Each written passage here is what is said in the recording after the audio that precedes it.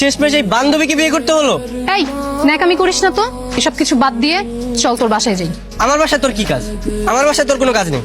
ও মা, বিয়ে করলি আমাকে, এখন বউ নিয়ে বাসায় যাবি না? বিয়ে করেছি মানে এটা কি কোনো বিয়ে? আর তোকে বিয়ে করেছি তাই বলে কি আমার বাসায় নিয়ে যেতে হবে তোকে? দেখ ভাই, বিয়েটা কিন্তু আমি আমার নিজের ইচ্ছায় করিনি, তুই জোর করেছিস তাই আমি করেছি। বাবা ফোন দিয়েছে। হ্যাঁ বাবা। ফিরে কই তুই? বাবা আমি তো জানি তো, তো বিয়ে কি হয়ে গেছে? হয়ে গেছে। যা হওয়ার হয়ে গেছে, আর মানুষের কাছে জানাজানি হবার আগে বাসায় ফিরে আয়। তোকে নিয়ে যেতে বলেছে। আমাকে বাসায় নিয়ে যেতে বলছে মানে? আমি বাসায় যে কি করবো? তুই তোর বয়ফ্রেন্ডকে নিয়ে যা। বয়ফ্রেন্ড পাবো কই এখন? বিয়ে তো আমার তোর সাথে হয়েছে। আজব, বললে আমার যেতে হবে নাকি? আমি যেতে পারবো না। যেতে পারবি না মানে? ঠিক আছে তাহলে চল তোর বাসায় যাই। আরে আরে না না না না না, আমার বাসায় যেতে হবে না তোর। তোর বাসায় যাবি না, আমার বাসায় যাবি না, তুই যাবিটা কোথায়? চুপচাপ লাগেজটা নে, আমার সাথে চল। ব্যাগ নে।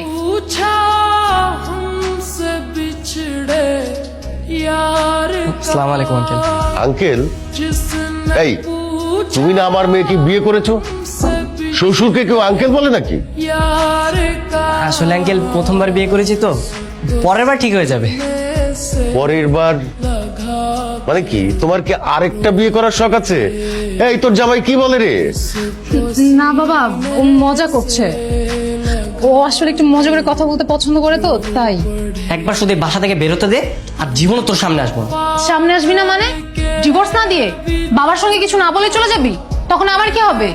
তোর যা হয় হোক, তাতে আমার কি? হ্যাঁ, আর আমি তোর সঙ্গে এক বিছানায় কখনো থাকতে পারবো না। তোর কি মনে হয় আমি নিজে তোকে আমার খাটে ঘুমাতে দেবো?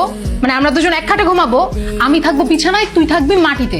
অসম্ভব, আমি মাটিতে থাকতে পারবো না। আমি কেন মাটিতে থাকবো? তুই থাকবি মাটিতে। কারণ রুমটা না আমার, তোর না। তুই তোর বাড়িতে নিয়ে যেতে, তখন তুই যেখানে ঘুমাতে বলতে আমি সেখানে ঘুমাতাম। বাবা, মনে হয় আমি তোকে জোর করে বিয়ে করেছি। জামাই, এত রাত এখানে কি করো? ঘুমাচ্ছ না কেন? যাও, ঘুমাতে যাও। বাবা, আর কোনো ভালো রুম নেই? আমি কি আপনার সাথে ঘুমাতে পারি? নাজিয়া, আরে তোর জামাইয়ের কি মাথা খারাপ হয়ে গেছে নাকি? কি করেছে? ও বলতেছে আমার সাথে ঘুমাবে, আমাকে বলে যে বাবা আমি কি আপনার সাথে ঘুমাতে পারি? বাবা মনে হয় মজা করে বলেছে। সব সময় সেটা ঠিক না। তোমাকে সব বলছি। রাজিয়া, আর কতক্ষণ লাগবে? আমি এত ওয়েট করতে পারবো না। আরে ভাই দাঁড়ান না, আমার গার্লফ্রেন্ডের একটা ঝামেলা হয়েছে, এটা শুনবো না আমি? আরে কিসের দাঁড়াবো? আমাদের জন্য আমার শ্বশুরমশাই অপেক্ষা করছে। আপনার শ্বশুর আব্বাকে? কেন, নাজিয়ার বাবা? গতকাল থেকে তো আমি নাজিয়ার স্বামী। নাজিয়া কি বলে? হ্যাঁ, আমি তোমাকে গতকাল বলেছিলাম না ঝামেলার কথা, এটাই হচ্ছে সেই ঝামেলা। তাই বলে তুমি আরেকজনকে বিয়ে করবে কেন? এই মিয়া, আপনার এত বড় সাহস, আপনি আমার বউকে ধমক দিচ্ছেন? কি বলে? আমি নাকি তোমাকে ঝাড়ি দিতে পারবো না? ঠিকই তো বলেছে। তুমি অন্যের বউকে ধমক দিবা, সে কি এটা মেনে নিবে নাকি? তাই বলে তুমি তুমি আরেকজনকে বিয়ে করবে কেন? আরেকজনকে বিয়ে করবে না মানে? আপনি কালকে আসার কথা বলে আর আসলেন না কেন? আপনার জন্য সব ঝামেলা আমার পোহাতে হলো। তুমি একটু প্লিজ মাথাটা ঠান্ডা করো, আমি তোমাকে সব খুলে বলছি। না, আমি যাবো না। যাবি না মানে? ডিভোর্স দিবি না নাকি? নাকি সংসার করবি আমার সাথে?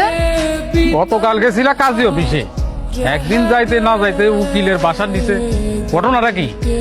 স্যার ঘুরতে বের হয়েছি, প্রেম করতে। প্রেম করতে? বাহ, হানিমুন পিরিয়ড চলতেছে তাই তো? ভালো ভালো। এই মালটা কেটা?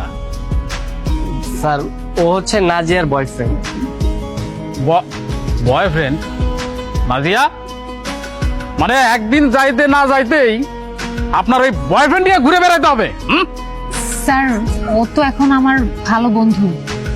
পৃথিবীটা কত প্র্যাকটিক্যাল হয়ে গেছে। কি ভাই, কষ্ট লাগে? গার্লফ্রেন্ড অন্যের হাত ধরে চলে গেছে, কষ্ট লাগে না? আমার একটা গার্লফ্রেন্ড ছিল, ও অন্যের হাত ধরে চলে গেছে, আরে কি কষ্ট। আসলে স্যার মানে হঠাৎ করে বিয়েটা হয়ে গেছে তো আমি মানে কোনো কিছু বুঝতেই পারিনি। আমরাও বুঝতে পারি নাই। আসলে হয়েছে কি, গতকালকে এই দুইজনরে হোটেলের কেবিনে আমরা সন্দেহজনক অবস্থায় ধরেছি, তারপর বিয়ে পড়াই দিছি। হোটেলে মানে?